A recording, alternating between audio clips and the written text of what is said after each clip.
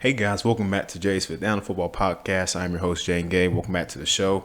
Before we get started, please make sure you guys check us out here on YouTube, also Spotify, Apple Podcasts, wherever you get your favorite podcasts. We're also on there. Follow for your latest news in NFL, college football, high school football, everything you need to know about the game of football. So, talking points today, so we'll talk about Julio Jones signs with the Tampa Bay Buccaneers to a one-year deal, along with the NFC Picture looking into 2022, what NFC teams are going to make it out again into the playoffs, what NFC teams might drop or stay at the same spot, and again, Kyle Shanahan names Trey Lance the starter officially for the San Francisco 49ers in the press conference today. So those are the main talking points we want to talk about today on the podcast. So first off, going into Julio Jones, of course, the Falcons traded their all-time receiving leader to the Titans a couple seasons ago for some second-round picks. Julio Jones did play only, I believe, 10 games for the Titans, finished with 31 receptions, 434 yards, and 1 touchdown. All career lows for him. Just not a good year in Tennessee for him. He ends the year a free agent. Now he signs today officially. ESPN reported an hour or so ago that he signed with Tampa Bay on a one-year deal. So now Tom Brady has Mike Evans, Chris Godwin, Julio Jones, Scotty Miller, all as his receiving core, which is a pretty good receiving core if you look at it. Mike Evans had led the NFL. Has led the NFL in receptions since 2014. Julio Jones also has led the NFL in receiving yards since 2014. They're now on the same team. Of course, Julio Jones is not the same player that he once was, but he now goes to join Tom Brady and those guys down there in Tampa Bay in hopes of winning a Super Bowl. So kudos to Julio there. My take on this is I doubt Julio Jones is going to give you a full season. He's always had nagging injury issues with his hamstring, his toe, his ankle, all those things. He's always been struggling with those. That's been a problem for him throughout his career. He's an all-time receiver. Great receiver, great hands. Has the highest average yards per game for any receiver, which was 91.4, I believe it was. When he's with the Falcons, but obviously injuries have derailed his career a little bit. So now he's in Tampa Bay. So we'll see how that goes with the Buccaneers. They also had signed veteran tight end Kyle Rudolph as well, because Rob Gronkowski retired, even though we all know Rob Gronkowski is probably going to come out of retirement. Tom Brady's going to call him up, be like, hey, man, you want to come out of retirement, man? Come play with us one more year. But Gronk has, from what I've heard, Gronk is certain that he's going to retire no matter if Tom Brady calls him. He said he's done with football, so we're going to see how long that lasts until Tom is going to blow up his phone.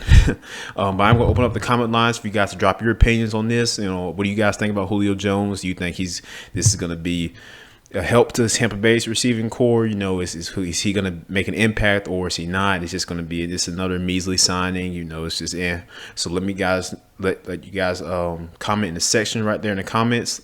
Let me know what you think about that and how Julio Jones is going to fare on the Tampa Bay Buccaneers. But speaking of the NFC and the Bucs, of course, moving into 2022, the playoff picture is going to be quite interesting, because if you look at last season, of course, the Rams took the Super Bowl. The Packers were in the conference champion, or they went to the divisional round last year. They lost to the San Francisco 49ers, but they went to the conference championships two years in a row under Matt LaFleur, who Green Bay also gave a contract extension to. And I'm going to talk about this for a little bit. I believe Matt LaFleur is a good coach.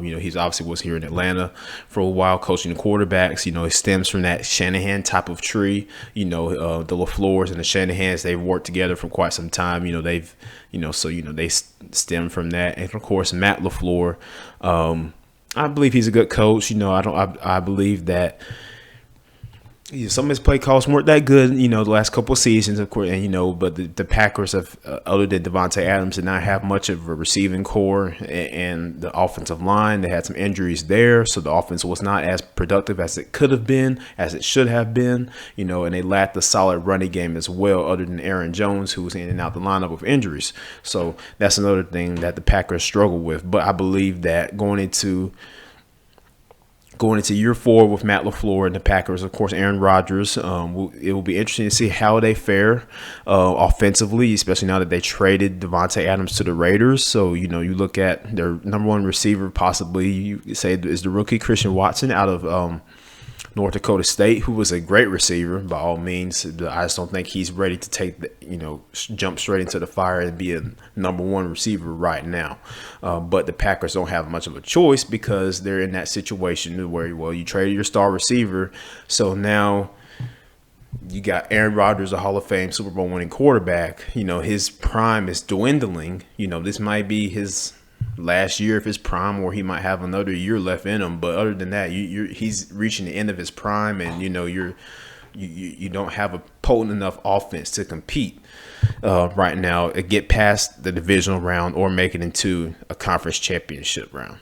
So that's the thing with the Packers that a lot of people have been talking about that I think is something to watch out for them. I don't believe they're going to be a playoff team in 2022. I don't believe it. I do believe if they are, it's going to be on the backs of Aaron Rodgers completely. He is going to have to completely carry that team as far as, offensively. If Aaron Jones can stay healthy, that'll help him out a little bit. But other than that, your receiving core is quite depleted, other than Christian Watson. But again, he's a rookie, so you can't expect him to come in here and drop like 60, 70 receptions for, 1,020 yards or whatever, 1,020 yards and drop 15 touchdowns this rookie season. That's not going to happen. Rookies don't. It's rare for rookie receivers to come in and have a great and big impact year like that. So, even though Christian Watson is a great player, but I do not believe he's going to have that impact in year one. And the Rams, if you look at it, are in a spot right now where they want to run it back. They're obviously trying to go back to the Super Bowl and repeat as champions. And I see no other than the Buccaneers, maybe the Buccaneers and I'll say this, the Saints, because my last NFL podcast that we dropped, I talked about sleeper teams to watch out for next year or this upcoming year, and I mentioned the Saints as one of them. Pains me to say this, but the Saints do have a good roster when you look at it, and Jameis Winston will be coming back healthy, and of course Sean Payton did retire, so it's going to be interesting to see how Dennis Allen takes over the offense and the defense. He's more of a defensive-minded coach, but the offense still has Alvin Kamara, who's a beast out the backfield, running the ball, catching the ball, doing all those things. Michael Thomas, I guess Michael Thomas is coming back. I'm not sure what the whole situation is with Michael Thomas. Of course, he led the NFL in receptions a couple of seasons ago. He's still a great receiver. But other than that, the Saints receiving core is quite depleted. Outside of Michael Thomas and Alvin Kamara, he's a receiver. They line him up everywhere across the field because he's so talented. And defensively, they still got one of the top defenses in the league with Demario Davis in the linebacking core. He's one of the best linebackers in the league right now. On defensive line, Cam Jordan is still a force on defensive line. Marcus Davenport, all those guys. The Saints still have a solid team, and on the back end, Marshawn Lattimore, C.J. Gardner-Johnson back there is the safeties. Of course, they lost Marcus Williams in free agency to the Baltimore Ravens, but I know a lot of Saints fans aren't too concerned about that. No, weren't too particularly pleased with his play over the last couple of years. But you still have some emerging corners as well. Paulson Adebo, the rookie from last year, he is emerging. So the Saints still have a solid team. So they are a team to watch out for the NFC. I believe that they will be a playoff team come this season, barring any injuries, of course, God forbid. But they are definitely a team to watch out for in the NFC. Because you look at the Bucs. Bucs still have a good defense, but can they? Can they win on the road? If they have to, can they win on the road? Can they win enough games where they can play at home? But can they beat the Rams as well? That's the Rams are right now still, to me, the juggernaut of the league as far as in the NFC. Well, they're the Super Bowl champions, so they're the best team in the NFL, right? If you go off that basis, right? So because they're balanced defensively, offensively, they're got a great great players on both sides of the ball.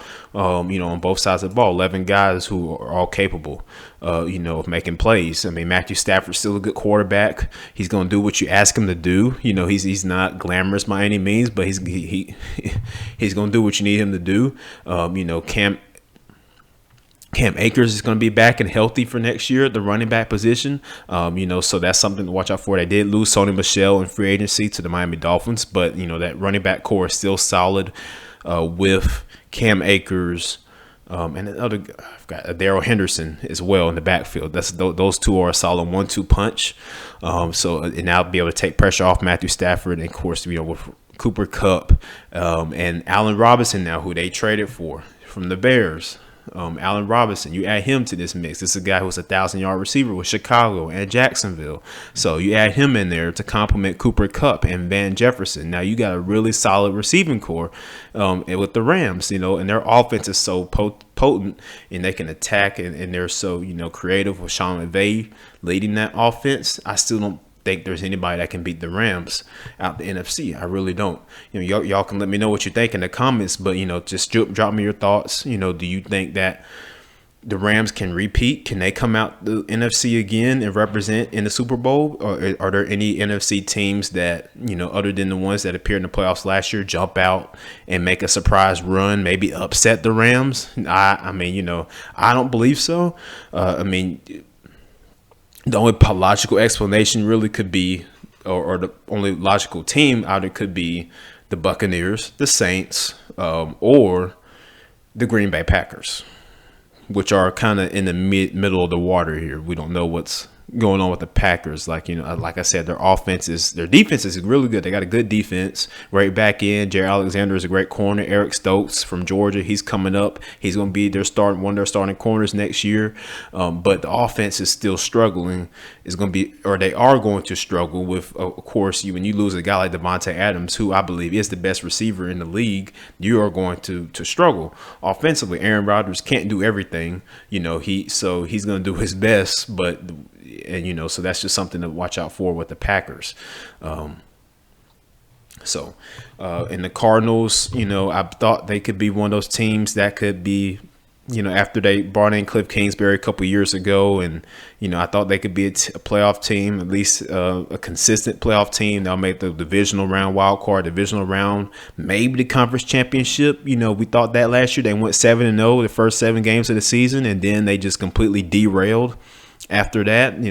So in the Cardinals were, and then they just extended Kyler Murray to his big contract. So they obviously are bought into him as a starting quarterback. But the Cardinals are in a situation right now where they have got to get things together, and they got to win. They got to win a playoff game. Otherwise, Cliff Kingsbury could be fired.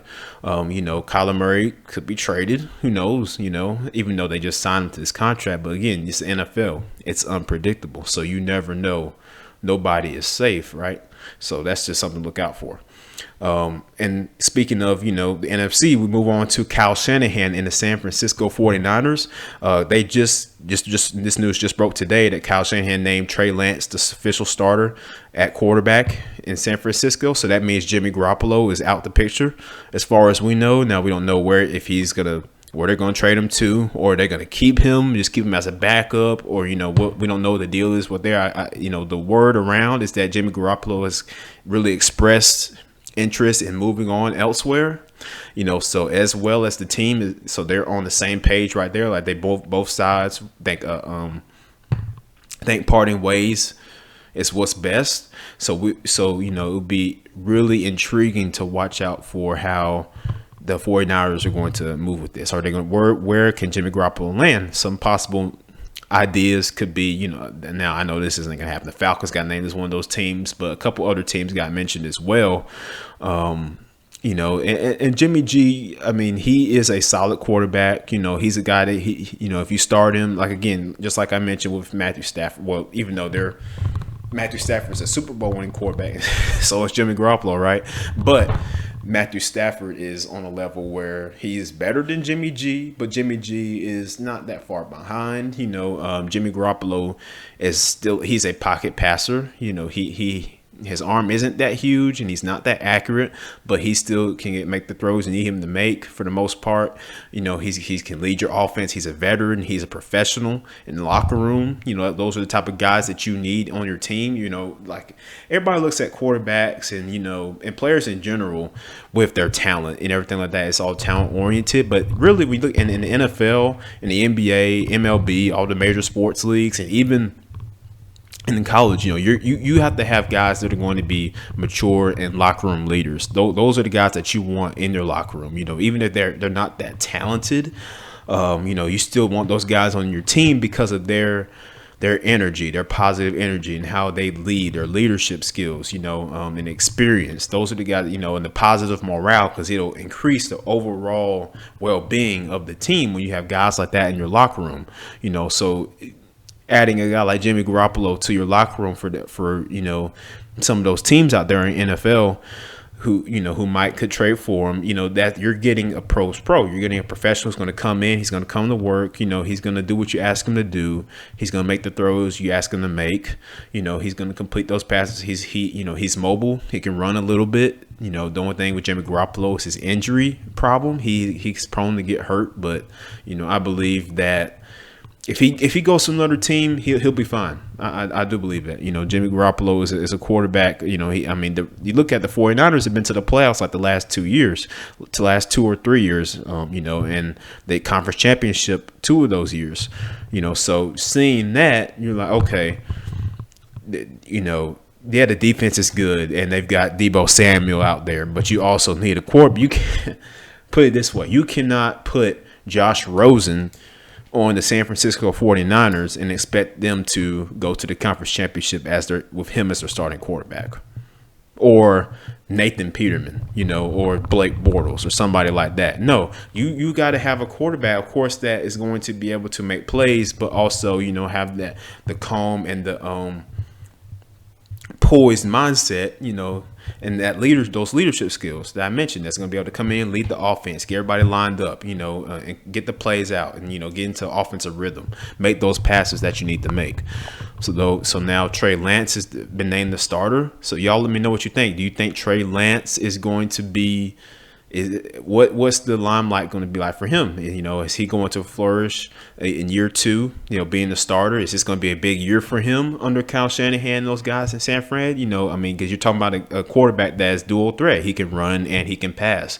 Of course, this comes with playing time, but his quarterback mechanics are not all the way where they should be. But then again, you look at it, that comes with playing and experience. And once he plays more and more and more, I'd say by mid-season, he should have it down, and this, of course, is depending on injuries and things like that, but the 49ers could very well be a playoff team come in 2022.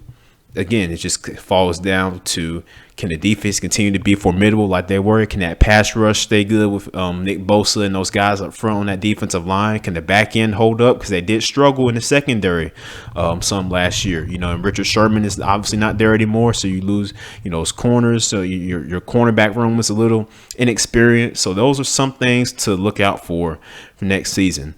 But now you have Kyle Shanahan making it known that, hey, we're moving on. Trey Lance is our guy. I believe he's going to be the quarterback of this team for the future. A lot of questions in the offseason, like, are they going to keep Jimmy G? Is Jimmy G going to come back? And and now we officially know that Trey Lance is going to be the guy moving forward for the 49ers. So overall, I believe that this is going to be a very fun and entertaining season. A lot of teams, have been improving over the offseason, getting better and adding good pieces, solid pieces. You look at the AFC and the Raiders, and they getting Devontae Adams. They got who's that guy they got? They got Chandler Jones, from Arizona. He's signed with them, so they add to that pass rush with Max Crosby. And again, the Chargers, the Los Angeles Chargers, they got J.C. Jackson, Joey Bosa still on the defensive line, Khalil Mack. That should be illegal to have all those good defensive players on that team, but they do. So I mean, this is going to be a very entertaining season. But my final, my very early offseason prediction for the 2022 season, I still have the Rams coming out of the NFC this year. I don't think anybody's going to top them out. I don't think anybody can beat them out the NFC. But at the AFC, I don't know. That's going to be another podcast topic. So that's a whole other podcast. But overall, I just want to talk about that. Of course, Tampa Bay, again, signing Julio Jones to a 1-year deal. He goes down there to play with Tom Brady and the Bucs. We talked about the NFC playoff picture, what that looks like, or the NFC overall playoff picture. What that looks like going to 2022. Who's going to make the leap from pretender to contender, or drop from contender to pretender. So those, that's what we mentioned today. Kyle Shanahan officially naming Trey Lance the starter in San Francisco. Thank you guys for tuning in to another episode of Jay's Fifth Down Football Podcast. Thank you. Make sure you like, comment, subscribe, share. Let me know what you think. Let me know your thoughts about today's episode in the comment section. What do you think is going to happen next year? Who's going to take the Super Bowl home? Who's going to represent the NFC and the AFC? Who are some players to watch out for? Let me know all your thoughts, everything you want to talk about in the comments. Thank you guys for another episode.